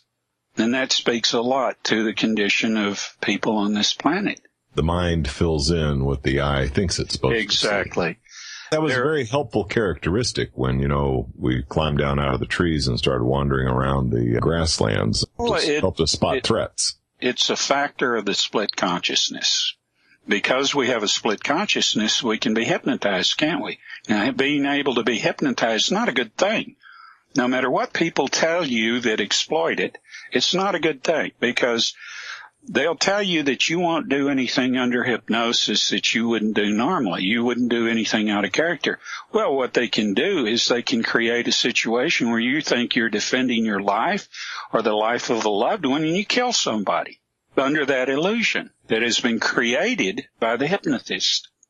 So, no, you will do things thinking you're doing the right thing that don't seem out of character at all for you at the time, but are the act is.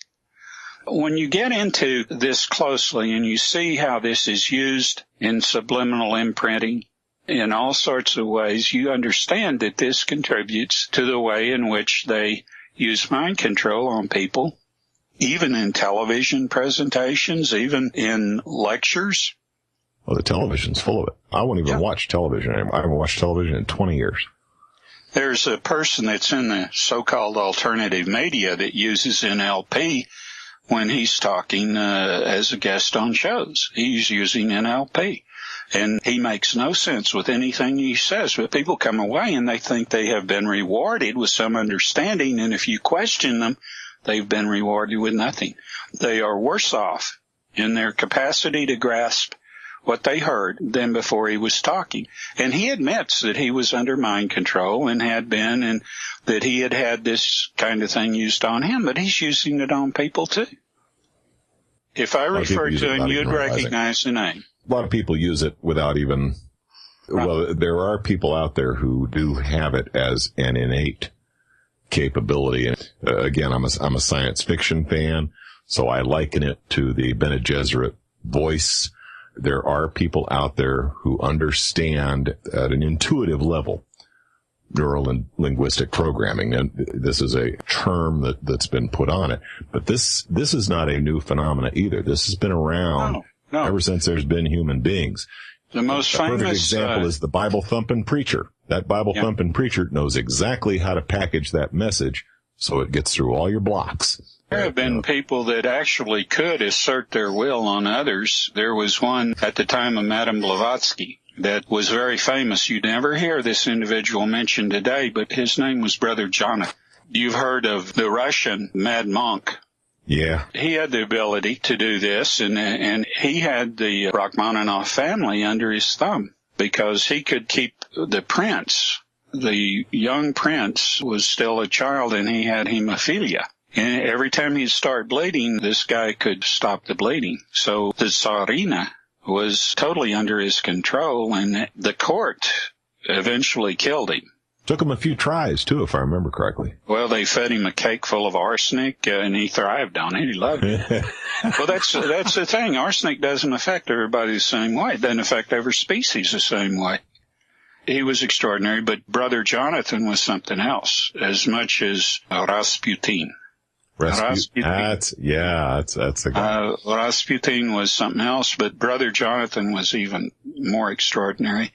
You know that the guy that started JPL was into sexual psychic magic. He was one of Crowley's followers, wasn't he? Well, no, but Crowley wanted to make him his heir to the Golden Dawn. Parsons, yeah.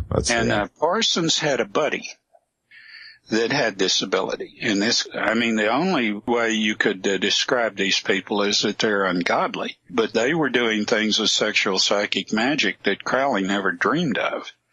And, of course, Crowley was bad enough. Parsons and this guy, and I'm trying to remember his name, he's not ever talked about. But this guy could mind bend people like Brother Jonathan. Madame Blavatsky was very influential, and her brand of mind bending was called Theosophy. You probably are familiar with that. Heard of it, not familiar with it. It's mind bending. Theosophy is something else, and today in these cults, they take snatches from Theosophy, from Scientology, and blend all this together with a little bit of yoga, especially the renegaded yoga called, what's the yoga that... Transcendental meditation? No, that's bad. That's another cult. It's the one where the monk tries to get the same sexual ecstasy of a woman by imagining a cobra riding along his spinal cord. That's probably a little far out there for me. I'm not sure that one. You've heard of this. You just haven't had it put in perspective like I just did. There are all sorts of things that they blend in together, and they'll mind warp somebody that is vulnerable to this so easily. They'll never be the same. And they pull them in, and they can actually make these people into slaves. I mean, they can do it, and it doesn't take long to do it. But they engender a sense of misplaced devotion, and then they use fear. But they will pull them away from all their loved ones. They will commit them to doing whatever they want them to do, and eventually they become organized criminal activity. The Illuminati is an organized criminal activity. It's a 2 million person private army of the Rothschilds, always has been. And these people infiltrate anything and everything, even our Supreme Court. If people understand that there are so many things worse than a 33rd degree Mason going on the planet right now, they begin to appreciate that there's far more complexity. And they'd start looking for what is the red mass, which is attended by all the key politicos in Washington, D.C. every year in Washington, D.C. The New York Times used to report when this was going on, but they don't anymore. You know, they almost got Barney Frank. Do you even remember who Barney Frank was? Yeah, the lisping guy. Yeah, they almost got him. This was something that was broken by the Washington Post. I think this happened back in the 80s. It had to do with that Boys Town thing. Yes. Where they were shipping young boys and young girls. Child trafficking. Into D.C. for the pleasures of the elite. And apparently one of the houses where these parties were held was a townhouse in Georgetown that was owned by Barney Frank. Now, somehow he avoided prosecution. But that actually did take down a few big names. I don't think that it went up nearly as high as they could have gone if they'd really wanted to. Never does. But yeah, I think they threw us a bone and gave us some of the middle managers with that one. A guy I knew at that time who happened to run in that crowd told me some horror stories that, you know, again, it was stuff that I would prefer not to know. I mean, there are some things that you just really don't want to know. But these houses where these parties were thrown were wired up with every kind of surveillance gear you could possibly imagine. And if you were the fledgling congressman who just came in from, you know, you just got elected and you heard about this cool party where you could go and, you know, you'd get drunk and, you know, maybe there'd be a few lobbyists there that'd slip a few $100 in your pocket or something. And all of a sudden you got, you know, little girls and little boys available and, you know, something's been put in your drink. And next thing you know, they got pictures of you with goats and donkeys. And you are owned. That's the game that's played. If you wonder why this Republican that everybody thought, you know, the conservative who was on the Supreme Court, he's some kind of Knights of Malta guy, Rogers, I think is his name. You know, everybody was counting on him to blow Obamacare down, and they were absolutely blown away when he came out saying, oh, yeah, this is perfect. Matter of fact, I think he wrote both sides of the argument on the thing. He wrote both the pro and the con argument. But yeah, everybody was just absolutely blown away because they just knew he was going to blow this thing out of the water and call it unconstitutional. Apparently he has such predilections, and he was called to task. You better vote the way we want you to vote, or, you know, some things might get out. You know, your recorded phone calls with Susie's sex line or whatever, who knows. That is how dirty these guys play. And the reason the government does not work for us is because, by and large, we're decent people. We don't look for trash on other people. And when we see it, we're so shocked. It shocks our sensibilities so much that we would prefer not to know. There are those out there who take full advantage and make sure that any such minor transgression, and it can be something minor. You know, I mean, this guy, he just got blown out of New York. He was going to be the comptroller of New York. What's his name? Wiener. Okay. He liked high-class hookers, you know? Okay. Well, yeah. Compared to little boys, I mean, I'd give the guy his hookers. If he was a good politician and he was working for the people, you know, it's a private transaction between two consenting adults. That's one of those things where, you know, I can turn my back on that and pretend it doesn't exist if he's doing a good job. But they used it on him because he wasn't towing the line that they expected to be towed, and it ruined his political career. Okay. But, the ones who surprise you and vote for stuff that you never would have expected them to vote, you just wonder, what have they got on that one? Well, this brings up another reason why the monsters would want to create homeless, because that is the perfect market to get these children from. Well, it makes it vulnerable.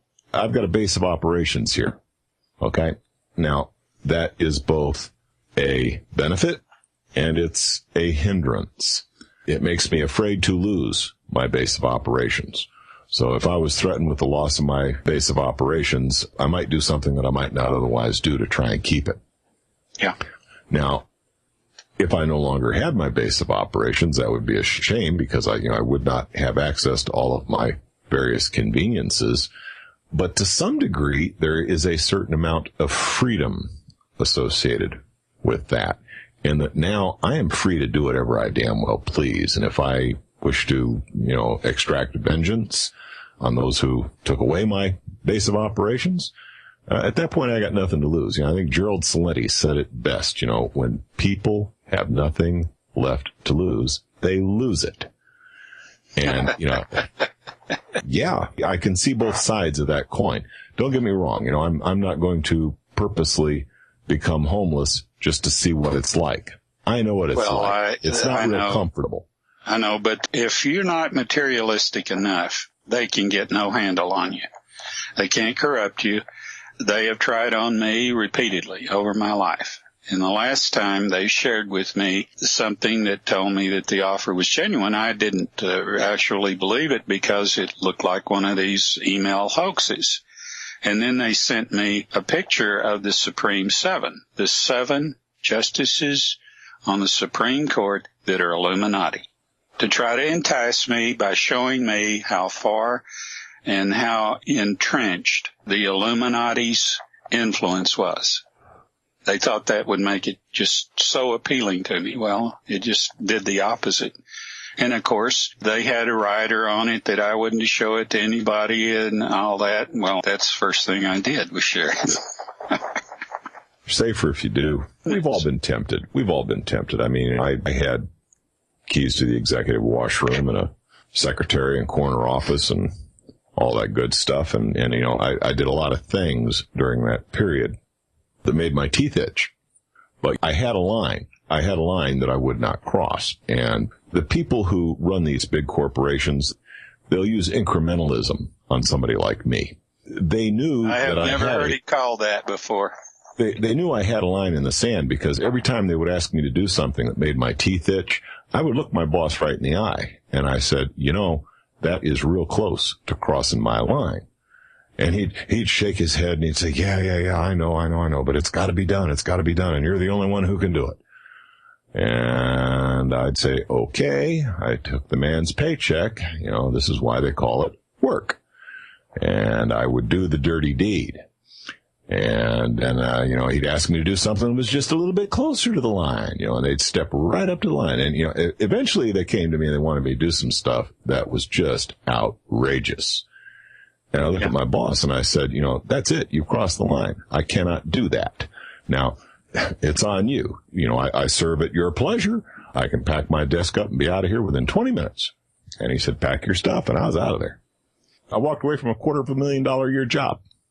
Yeah. And a lot of people out there, $250,000, who do you want me to kill? But I had a line that I would not cross. And when they crossed that line, that's it. Yeah, okay. Yes, in the past I have done some things that were kind of borderline. They were kind of sleazy, and I didn't really appreciate you asking me to do such things. But, they were not illegal, and nobody was harmed. So, I have a line that I won't cross. There's a certain moral point where you cannot push me beyond that point. When they pushed beyond that point, ain't no fancy job, ain't no secretary with big titties and corner office that's going to buy my morality. Well, when you said incrementalism, I'm thinking of what we used to call it when we were back in the 60s. We called it co-option. You remember that? Yep. And I checked out all the organizations going on at the time. You remember the SDS? Yeah, I was. Students for a Democratic Society and how it got infiltrated. If you went to one of their meetings. For about 20 minutes, I was a member of the SDS. Well, if you went to one of the meetings and you sit down and looked around, I will guarantee you half those people were FBI or CIA. It wouldn't surprise me. I'm not kidding you. You know about the American Communist Party. Half those people were FBI. If you went to one of their meetings or something, I never did because I wasn't that old. But having read what I have about so many of the hearings that went on under the McCarthy era, because of all the witnesses that came forward that were FBI, you knew that they had to be at those meetings, right? Yeah. Back in those days, I was never much of a joiner. I was really never much of a joiner. And I did attend a couple of SDS meetings because, you know, it seemed like these guys were really trying to get their act together and actually do something. Like I say, I guess I was a member of the SDS. I don't think I ever got a club card or knew the secret handshake, but I think I was a member for about 20 minutes. About the only group I involved myself in back during those times, there was a very small group of Black Panthers in the Washington metropolitan area who are organizing protests on behalf of the Black Panthers in the Washington metropolitan area. And I think there were 7 members of the Black Panthers. That's how big and scary this organization was in the Washington, D.C. area. And it was 7 big black guys and one funny-looking white guy with a ponytail on the motorcycle. Well, you know, there was a criminal element to the Black Panthers. Oh, there's a criminal element to anything. Yeah, most of them were idealistic. Most of them were very civic-minded, and they weren't going to take any crap anymore. They were not going to be pushed. You know, they had been pushed right up against the wall. There was no place for them to run. Yeah, they were going to fight. Guess who used to defend the criminal element of the Black Panthers and made a name for herself doing so? Oh, I know who you're talking about, the Jewish guy. Oh, no. Hillary Clinton. Hillary Clinton? Oy. That's right. Oy. Hillary Clinton. I wouldn't have thought. I thought it Kunstler. I thought it was Kunstler. Because Kunstler, I thought, got a... Compared to Hillary Clinton, Kunstler was an okay guy. But Hillary Clinton got in thick with the darkest element of the political machine by doing that. This was before she got involved with Bill Clinton. That's how she became noticed as a good candidate for the machine. You know, certain amount of soullessness. Yeah, you can see it in her eyes and her ankles. How do you know about that, do you? Yeah. I have a theory about small-handed men, too. Men that have small hands. Is that right? Yeah. Of course, that's a bias. That's a bias of mine. See, that's a personal bias. See, you're being prejudiced now against people. I am. Yeah. I try to admit my prejudices, at least those. I don't have any prejudices against people of different races. I don't have gender prejudice or anything. But I have prejudices against men with small hands. Always have. Well, you know, it's funny. You know, I would like to think that I am not prejudiced, but I tell you, I am becoming more and more convinced that there is a war on right now against white people. And it's very discouraging to me because even though, you know, I'm such a Heinz 57 variety mix, it would really be hard to figure out exactly where my genetic code lies. I mean, there is a little bit of North African Moor in me. There is some Native American in me. You know, I am such an American Heinz 57 mutt that it's hard for me to owe allegiance to a given race. But, you know, people who look at me will say, okay, well, he's a white guy. You know, he passes for European. Okay, well, that's fine. All right, so I pass for European. But I do have a good bit of European blood in me. And I can tell you that right now, there does seem to be some kind of a hell-bent war. Well, we are not reproducing. Our race is not reproducing. We are being out-reproduced by the other races. What lands we have been able to conquer from the other peoples of the world is surely being conquered from us, and we're doing nothing about it. I mean, shoot, at least the American Indians put up a fight. We're not even putting up a fight. Well, the last confirmation to the Supreme Court was Sotomayor, who is a Latino. When she was up for confirmation, it came out that she had made the statement in public that all white men should be castrated. So that's the element that they want on the Supreme Court. That amplifies your point, doesn't it? In a way, it's one of those things where, I wish I could put my finger on one event, but I think you just gave it to me. Well, that's a good representation. It's what we call in poetry a euphemism, a good euphemism. I don't want to be aligned or allied with these crazy tattooed skinhead types. I don't identify with those people. But the fact of the matter is, I understand why they're concerned. It doesn't take a rocket scientist to figure out that, the white race is under pressure right now, a lot of pressure. Have you figured out what Operation Fast and Furious was for? At first, I thought it was all about getting an excuse together to once again, come after, average Joe for his guns. Then I figured, okay, there are competing drug factions in Mexico, and our boys are arming the drug dealers that they prefer to do business with. At this point, that whole mess has become such a confusion to me. I don't know. It's not confused. You know that the Border Patrol in Arizona twice confiscated hordes of these weapons. Now, this was before anything was ever mentioned or before Fast and Furious came up in the public eye, because this was secretly going on years before Fast and Furious was even considered to exist. All these weapons were coming back from Mexico in the United States and being hoarded on a ranch that this gang, the preferred drug gang in Mexico, the one that is most powerful, had been furnished. There are assholes, Yeah, well, they're bringing them back here. They were being supplied these weapons by the government, by our Attorney General. If they were being supplied these weapons and they were going to Mexico, why were they bringing them back over here? And I'll tell you why. Because they want to get our soldiers out of this country so that when they start their martial law crap and go house to house, search and seizure operations to take not just your guns, but your stored food, your stored water, everything else that in any way could sustain you through the hard times coming, the famine coming, they're going to use these Mexican thugs that they have armed, that are gang members and so forth, along with Blackwater, along with other people, mercenaries, UN people or whatever that they've got secretly billeted in different bases across the country. That's who they're going to use, because these people won't think twice about shooting down American civilians. And they don't have to worry about their loyalties like they do American soldiers. This is what is behind Fast and Furious. I was wise to it. I was in a cheaper than dirt gun store that's not far from where I live. And this was like 3 years ago, before there was any mention of Fast and Furious. And I was in there, and there were all these illegal aliens that couldn't speak a word of English, and they're looking at all the AR-15s with the 100-round double drum clip, all this stuff, and they were making these lists. And they had this one guy that could speak English, who was Mexican too, but he could speak English, and he was working out when they were going to pick them up. It was so obvious, and I was kind of going up and saying, watch this, They were all looking, their eyes were wide open to that.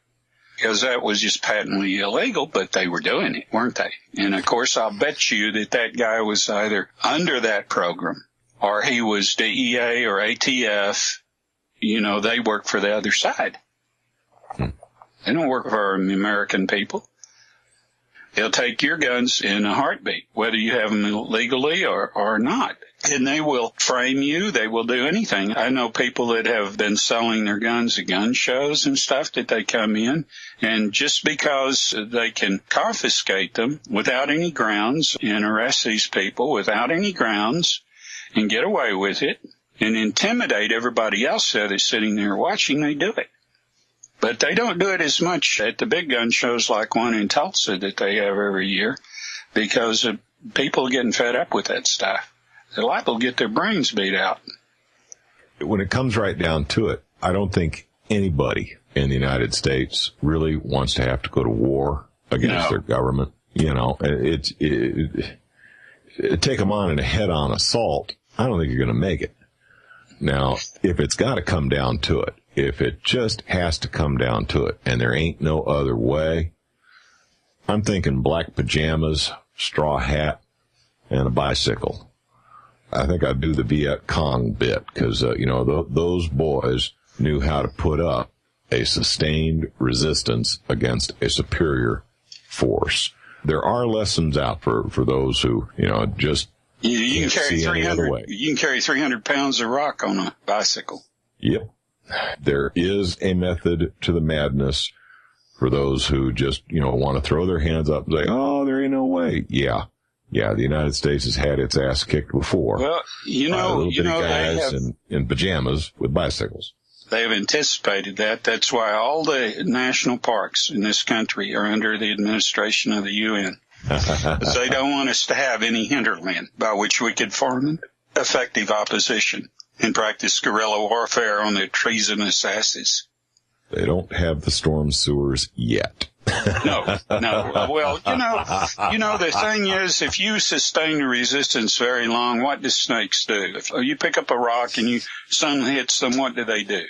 I'll tell you what, no one is more vulnerable than a hole in the ground. And why do I say this? And I hope they're listening. Because they've got to have their air buffer, don't they?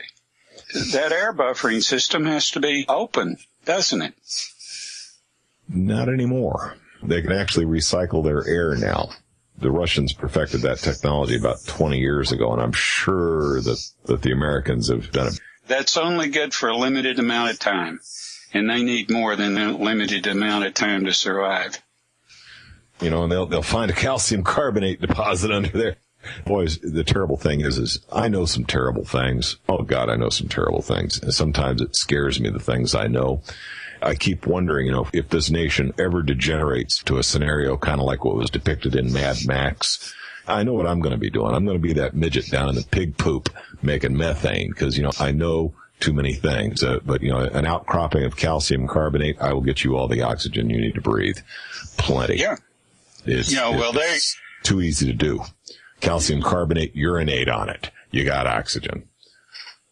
Well, there are different ways, but I'm going to tell you something. The implementers don't like the elite any more than you and me. What, their check bounce? No, I'm telling you, they're not stupid. And they know what's in store for them when history is to be rewritten.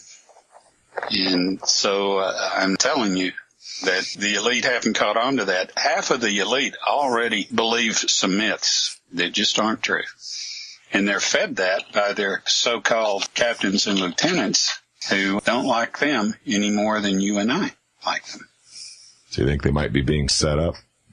Yes, I know they are. And I know that Israel has been set up too.